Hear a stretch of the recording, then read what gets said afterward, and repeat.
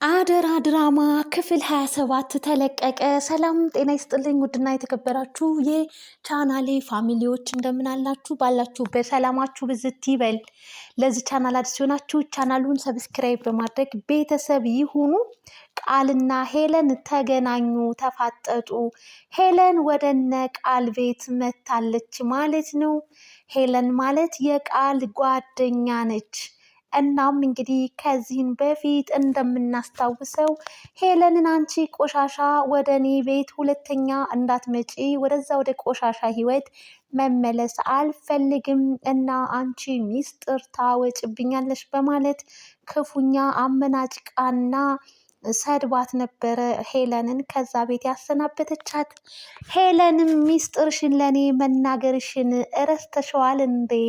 በቀጣይና በሌላ ጊዜ የምመጣው ላዋርድሽ ነው ብላም በውስጧ ፎክራባት ነበረ የሄደችው። ሄለን ከሰላምዬ ጋር እንግዲህ ወደ እነ ሰላም ቤት ተከስታለች። በጣም በሚገርም ሁኔታ እንግዲህ ቃልም ፍጥጥ ብላ እጅጉን በጣም ደንግጣም ተመልክተናታል ማለት ነው። ሰላምዬና ብሌን እንግዲህ የብሌንን እናት ለመጠየቅ ወደ እስር ቤት ሊሄዱ በር ላይ ቃል ማሚ የት ልትሄዱ ነው ብላ ጠየቀቻት።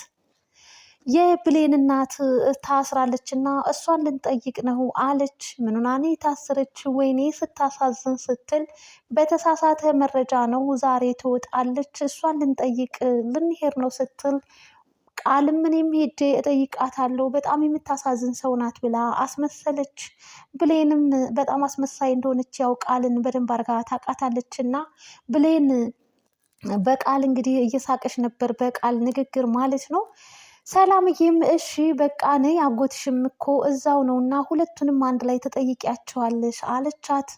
ቃል በጣም ደነገጠች። በኃይሉ አጎቴ እዛ ነው እንዴ የታሰረው አለች። አዎ አንድ ላይ ናቸው፣ ሁለቱንም ትጠይቂያቸዋለች በማለትም እንግዲህ ምን ላይ ሰጠቻት። ቃል በጣም ደነገጠች። አይ በቃ አልሄድም ሌላ ጊዜ እሄዳለሁ ብላ ሀሳቧን ቀየረች። ምን ነው ደህና አይደላችሁም እንዴ ከበኃይሉ ጋር?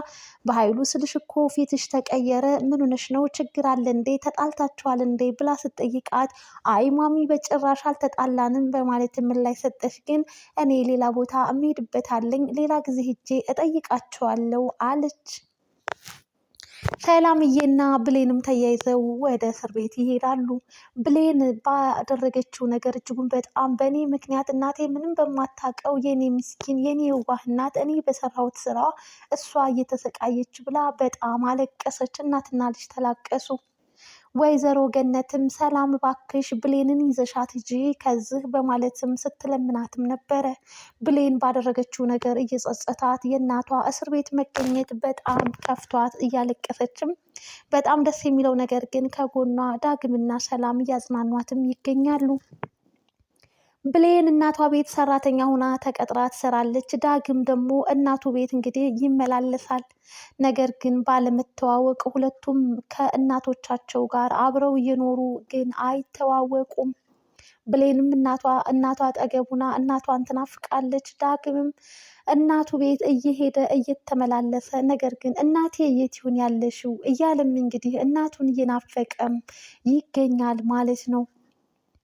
ዳግምና ብሌን አንድ ላይ ሆነዋል፣ ታርቀዋልም። ሳሚና ቃል ዳግምንና ብሌንን እናለያያለን ብለው ያው ሴራም ሲያሴሩ ነበረ። ነገር ግን ከምንም በላይ መልካም ንግግሮች እንግዲህ በሰው ልብ ውስጥ ጥሩና ታሪክን ይቀይራሉና ብሌን ደግሞ ዳጊ ምን አይነት መልካምና ጥሩ ልብ እንዳለው እሱም ያውቃል፣ እሷም ታውቃለች። ለዛም እንግዲህ ጥላቸው ሊከርም አልቻለም ማለት ነው። ጭራሽ እንደውም እናትሽ በምንድን ነው የታሰረችው? ምን ሆነሽ ነው እንደዚህ የሆንሽው ነገር አለ ብሎ ጠጋ ብሎ ሲጠይቃት እናቷን እንደታሰረችባት ነገረችው። ምንና ነው የታሰረችው? ምን አድርጋ ነው በማለትም ሲጠይቃት የሆነውንና የተፈጠረውን ነገር ነገረችው።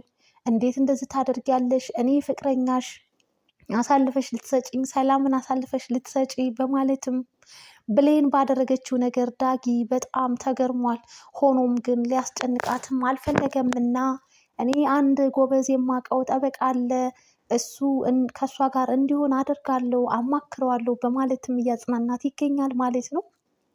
ሳሚና ቃል እንግዲህ አንድ ላይ ሆነው ያው ፍቅር ፍቅር እያጫወታቸው እያሾፉም እንግዲህ ተመልክተናቸዋል። ይህንን እንግዲህ ያየውና የተመለከተው ዳጊ ያዝልቅላችሁ እያለም እንግዲህ ሲያወራቸው ነበር። በተራው ግን ብሌንና ዳጊ አንድ ላይ ሆነው ቃልን እኛም ከእናንተ ተማርን ብሎ ዳግም እንግዲህ ለቃል ይነግራታል። ቃል ብሌንና ዳጊ አንድ ላይ በመሆናቸው በጣም ክፉኛ ውስጧ እስቅ ብሎ እያለቀሰም ቆይ እኔ በምንድን ነው ከሷ የማንሰው እያለች ክፉኛ ተከፍታለች።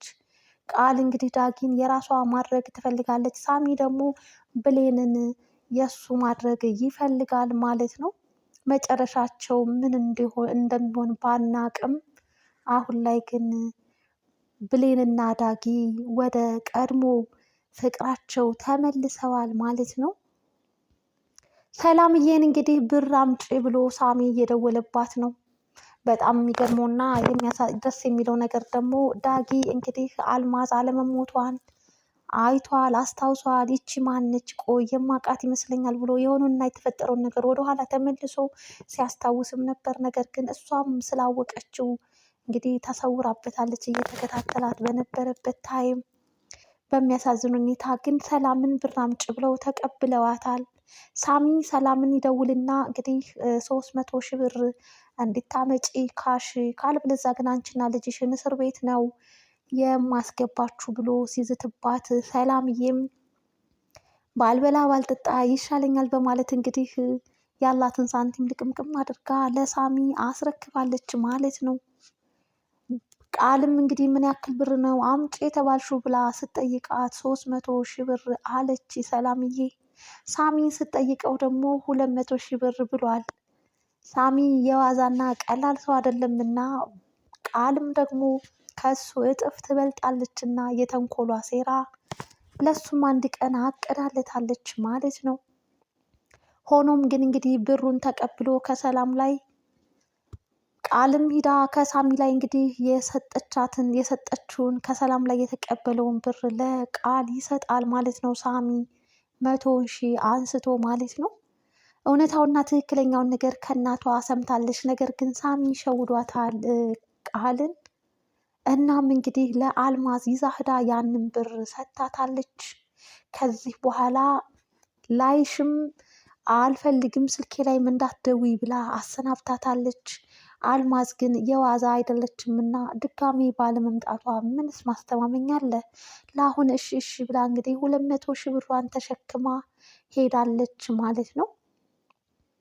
በስተመጨረሻም ሰላምዬ እንግዲህ ብሩን ሰታ ስትመለስ ሄለንን የቃልን የጎዳና ጓደኛዋን ታገኛታለች ማለት ነው። ወደነ ሰላምዬም ወደ ቤቷ ይዛት መታለች። ቃል እንግዲህ ሄለንን ስታያት በጣም ደንግጣለች። ሄለንም እንግዲህ ያለቻትን ንግግር አንድ ባንድ እያስታወሱ ሁለቱም ተፋጠው ቆመዋል ማለት ነው። ውድና የተከበራችሁ አድማጭ ተመልካች ይህንን ቻናል ላይክ፣ ሼር፣ ሰብስክራይብ እያደረጋችሁ አበረታቱ። አደራ ድራማ እጅጉን በጣም አስተማሪ ነው። እናም እንግዲህ ሰላምዬም እንግዲህ በኃይሉ ስለ ቃል ሲጠይቃት ነበር። በጣም ናፍቃለች፣ አንተ በጣም ታስባለች፣ ትጨነቃለች፣ መታ ትጠይቅሃለች አለችው። እሱም እንግዲህ እጅጉን በጣም ሲመጣ እንግዲህ ምርጥ ስጦታ ይዞላት እንደሚመጣ በቅርብ እንደሚወጣም እንግዲህ ለሰላምዬ እንግዲህ መልእክት ልኮላታል ማለት ነው። እናም እንግዲህ በኃይሉ እወጣለሁ ይላል። ነገር ግን ብዙ የወንጀል ስራዎች አሉበት። በወንጀል ስራዎች የተጨማለቀ ነው እና ላይወጣም ይችላል። እንደውም ብሎም አልፎም እንግዲህ ሳሚን ሁሉ ዝታበታለች። በስነ ስርዓት ከኔ ጋር አብረህ ማትሰራ ከሆነ አንተም የበኃይሉ እጣ ፋንታ ነው የሚደርስክ ብለዋለች። ቃል የዋዛ ሰው አይደለችምና ማለት ነው። እናም እንግዲህ የአደራ ድራማ የክፍል 27 እኒህን ተመልክተናል።